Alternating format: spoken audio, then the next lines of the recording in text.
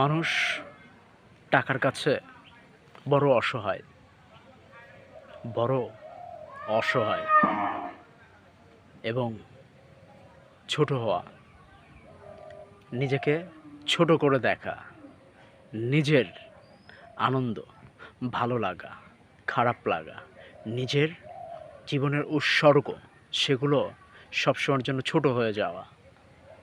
তারপরে মানুষের যেগুলো আছে আর কি, মানুষকে দেখলেও ভালো লাগে, তার বাড়ি আছে, তার গাড়ি আছে, এগুলোও এক ধরনের একটা ভালো লাগা। কিন্তু আমার কাছে নাই, অন্যজনের কাছে আছে, এই ব্যাপারটা সবসময়ের জন্য ভালো লাগে না।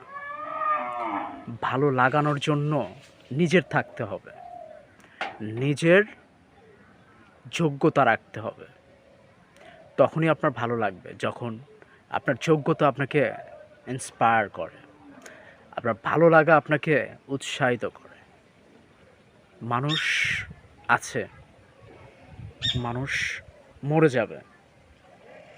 মানুষের কিছু ভালো কিছু দিক, যেটা জন্মের পর জন্ম, প্রজন্ম, তার জন্ম, তার পরের জন্ম যদি ভালো কিছু করে যান, এটা মানুষ মুখে মুখে গেয়ে দিবে।